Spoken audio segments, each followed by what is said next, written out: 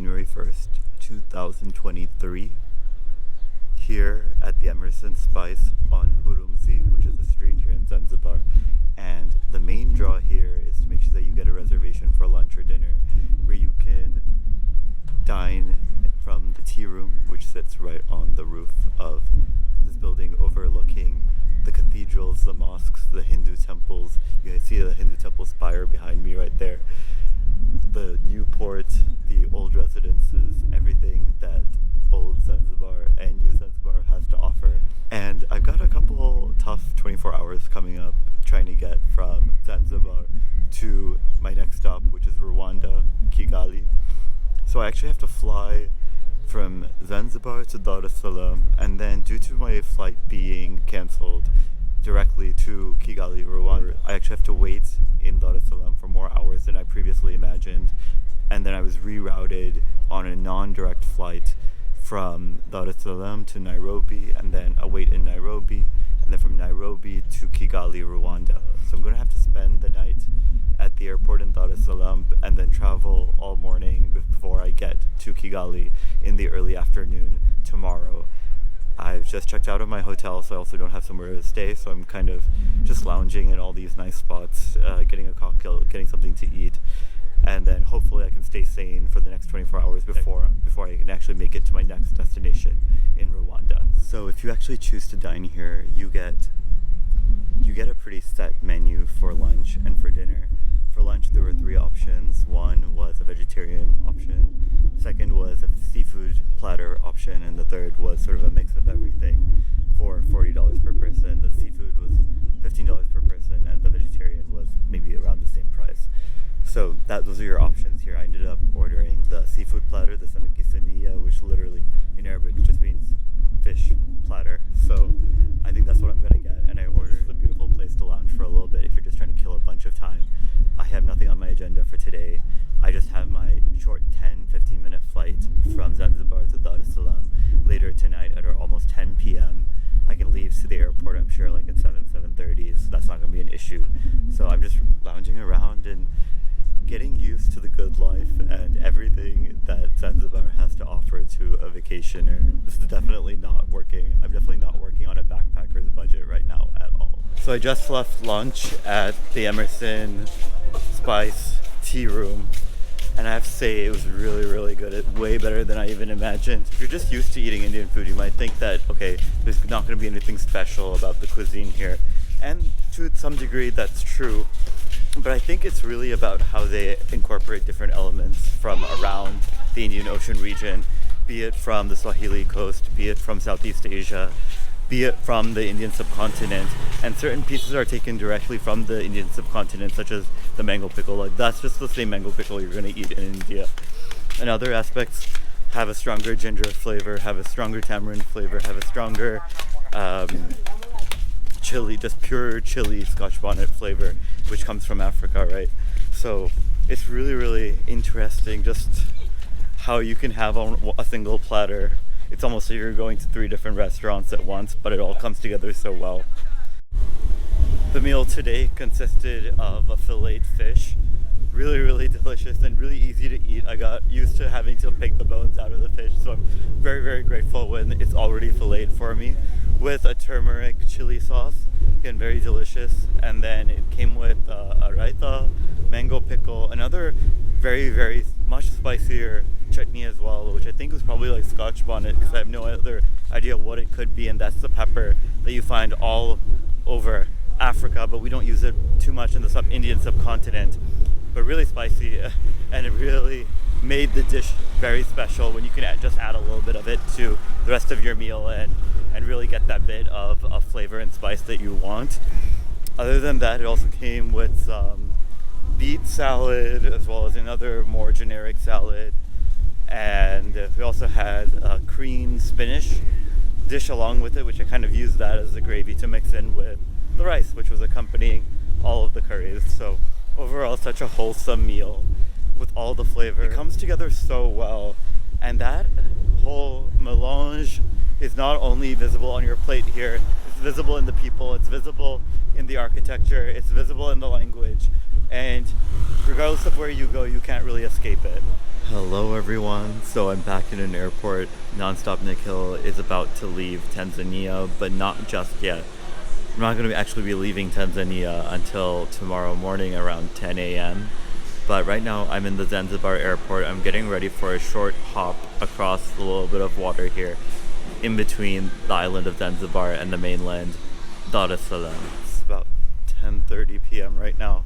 Just finished that 15-minute quick hop across the water from Zanzibar Island to the mainland, back to Dar es Salaam airport where we started our journey here in Tanzania. I know for sure I cannot check in right now because it's like 10 hours before my flight actually leaves. So I can't access the gates or the lounges or anything like that. But if they'll at least let me enter the international terminal, I can kind of chill there for about 8 to 10 hours. At least until they usually open up the check-ins about 2 or 3 hours before the flight departs. So good thing is that I'm in the International Terminal 3. It's very well air conditioned and there are at least some amenities here to get me going in at least a sane fashion as I can be for the next 7 to 8 hours.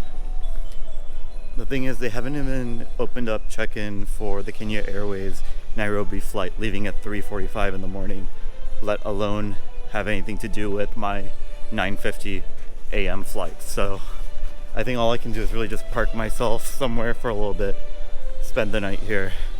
So here's my airport update. It's almost 3 p.m. right now. I still got about 4 hours to go, and it's really interesting just staying in one place in an airport and people watching and seeing how things change and how things don't change as the nighttime hours go by.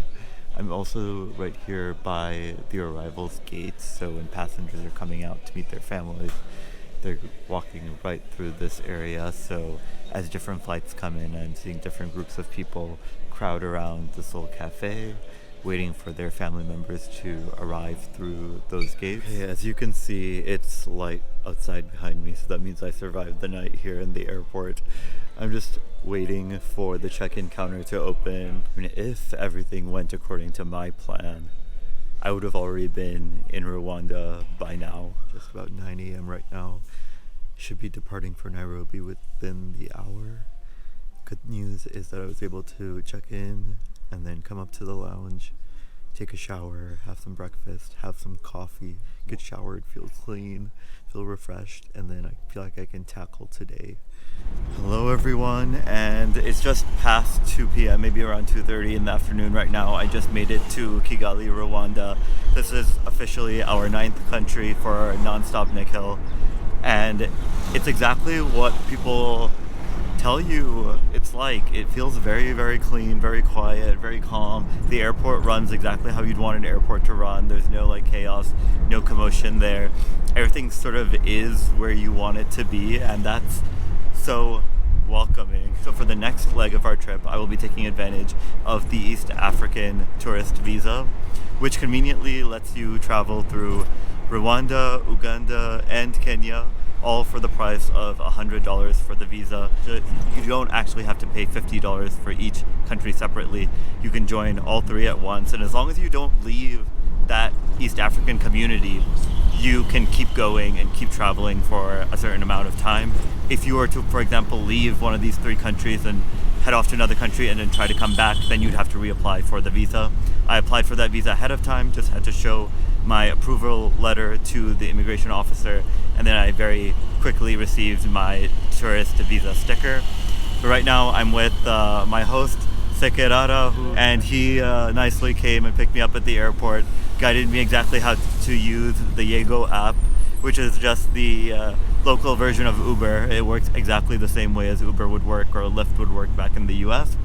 And it's a convenient way to get around Kigali as well as other towns in Rwanda. So I'll definitely be using that so I don't have to deal with negotiating taxi rides and all that. That's the biggest headache anywhere you go. Other than that, really happy to be here. Really happy to be traveling over land again. And I have not slept all of last night, so I will be looking forward to getting to a bed very, very soon. But the city looks so fun. It's very sunny, but it's not humid. So So the weather is nice. I'm not drenched in my own sweat yet.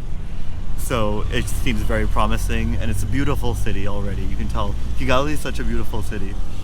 And everyone says it's it's a 1,000 hills and a million smiles. Yeah. That's the motto for Rwanda. So we'll be looking for. I've already seen the 1,000 hills, I think. Still, I will be looking forward to the million beautiful smiles. So I just arrived at my Airbnb. Got an intro of the city from the host Sekerara, and it's just so weird. I feel like everything here looks so familiar. And that's not because I've seen it previously on my trip here in Africa. Everything just reminds me of those Himachal Pradesh hill stations in India. This could totally be Shimla. Like, look at me. Like, the trees, the hills, the way that the buildings are constructed, even this strange little playground behind me, the color scheme and the like. It's all just seems very, very familiar. But this is Rwanda. And so many people, when I mention Rwanda, is like, do you really want to go there? Are you sure it's safe to go there? But it's had a complete restructuring, rebranding, reconstruction, reconceptualization of its national identity, what it stands for. And so if your idea of what Rwanda is ends in the 1990s and the infamous Rwandan genocide, then that something's not going to click in your mind when you come and see how calm, how orderly things are running here. On the other hand, others say that Rwanda today is the Singapore of Africa, and I'm pretty sure that is also a very simplistic and inaccurate notion of what this country is today. So over the course of the next few episodes, I want to explore different towns here in Rwanda to get a better sense of exactly what is going on here, because it's neither of those two extremes. But for now, I'm in my Airbnb room. It's part of a much larger house, but I've got a bed, of course. I've got a private bathroom. I've got a mosquito net. And the weather is just generally nice compared to places I've come from, so I don't even feel like that warm or gross in here without air conditioning. But yeah, not bad at all. This is all for about less than $20 a night, so I'm not complaining at all. But so far, my impression of Kigali, after just being here for like an hour, is that yeah, it looks as nice as the PR statements would want you to believe. It's quiet. If I don't make a noise, I hear nothing here. I feel like I'm out in the suburbs in the US. And everything's clean. There's no trash anywhere. People seem very calm and friendly. Everything works in terms of the infrastructure. And I just don't know if it just seems so quiet and dead here because of the landscape, because it's a city of hills, and so you just don't see the city just like laid out flat in front of you. Or if it's something to do with it being mid-afternoon, or because it's the new year, or who knows what, but it could be any of those reasons. But hopefully I'm going to just jump into bed, and then in the evening we can try to head out and see where all the activity is. So it's just past 7 p.m. I completely crashed at my Airbnb this afternoon and got some rest, which is great. But I didn't want to rest too long because it would completely disrupt my sleep tonight. But the good thing is I have some energy. I've decided to come out, take a little walk, see exactly how Kigali transforms in the evening. So I've just walked maybe 10-15 minutes away from my Airbnb to the convention center, which I'm sure 110% is not representative of what Kigali or Rwanda is like, but it is one side, and one very, very interestingly absurd side of Rwanda. So you've got the actual convention center behind me, which is this sort of like dome structure with the colors of the Rwandan flag on it. You know what Kigali feels like right now? It feels like a really chaotic but functional immigrant family home, where they know that there's a lot going on, people are coming in and out of the house, that, you know, it's really hard to take care of things, but they have this one room that is only reserved for the guests. It's the room where everything's put on display for show for other people, but you are never allowed to use it. That's exactly what some areas of Kigali feel like. Just trying to get here from my Airbnb, I got turned away from walking on certain roads because, we just don't use that road. or no, you've got to go around and enter through this way, or no, you can't walk here and like turn here because that would just be too efficient. You've got to go all the way around because this road isn't in use right now. That's exactly what it feels like, and it's just such a change from the sort of laissez-faire attitude in much of the other parts of Africa, where it's like, yeah, if there's a road there, like, you do what you need to get where you need to go is ASAP. It's just a free-for-all for everybody. There isn't this level of regulation and rules, and even just the presence of police literally every 5 steps away from you. But it's absolutely true, everything that they say about how clean Kigali is. I literally had to walk around a woman who was so unbothered by the cars, by pollution, by like any dirt on the sidewalk, that she was actually doing yoga or her daily stretches or whatever right on the sidewalk. But I'm just walking through this sort of mall area, mixed use commercial space with restaurants, residences, shopping, banks, all the like, right near the convention center. And you had to go through a metal detector and airline style security in order to even enter the spot. So you can just see how like well policed and well regulated this, at least this level of Kigali society is. We'll definitely be seeing other parts of the city tomorrow when we can get a broader sense of what's going on in this capital city. But at least here, it's tightly controlled. So while I was walking around, I met an Indian couple just here on their daily walk. They're telling me they just come here for walks usually every day, and there isn't as much security here on a daily basis as there is today because the president and the president's family are likely celebrating New Year in the convention center. So that all checks out. They also made it clear that life is actually really nice here. It's very, very safe. You have absolutely no issues here in Rwanda or in Kigali. But prior to moving to Rwanda, they actually lived in Uganda, where the situation is a bit less stable. But at the same time, when I mentioned that there are just so many rules and regulations here, they immediately got kind of in hushed tones and were like, oh yeah, just don't question it. As long as you don't question anything here, you're pretty much good. The rules and regulations are in place. They keep everything safe. They keep everyone happy. So the rules and regulations help maintain a sort of equilibrium here that might not otherwise exist. And it's just something we do not criticize, that we stay quiet on. We don't want to talk about it. And so that felt like very, very sudden change in tone from them. So anyway, these vlogs are not going to be going out until I leave the country. So I don't really care about that, but something to keep in mind. Also, I don't even have to say it, but Kamini and Ashwin are also Gujarati. They gave me their number in case I needed anything here or in Uganda. Overall, just really nice people, and actually the first South Asian Africans here who introduced themselves to me, so that was also a nice time. They did tell me that there's a pretty significant Indian community here, that Ashwin actually maintains a WhatsApp group for them here in Rwanda, that there are also a good community of South Indians and Telugu people here.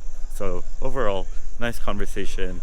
Also, just a good read on what the tone is and what the general opinion is of people when it comes to criticizing the system. Everyone, it's almost 10 p.m. right now. I just finished up dinner at an Italian restaurant of all places. Hey, sometimes you just want something bland, something familiar, something different from what you're used to eating. And Italian food is very different from the typical Swahili pilau biryanis that I've been having in Zanzibar. So I just had finished up dinner, and then right now I opened up the 3 different doors I need to unlock to get into my room. And I'm going to crash again. I'm going to sleep well tonight because we have an early morning tomorrow, because we want to maximize our day tomorrow here in Kigali to check out as many different spots as we can to learn so much more about its history and exactly how it got to sort of being this Singapore and Africa police state, but also really high quality of life country in the middle of Central South Africa. It's It's really, really interesting, and I have no idea where to start, so I hope tomorrow will help orient me not only for learning more about Kigali, but also for learning more about the history of Rwanda, because I'm going to be spending time in other parts of this country as well. But with that, I hope you enjoyed this first episode of our Rwanda, Uganda, Kenya series of Nonstop Nikhil. And with that, I will say goodnight, everyone. Good night.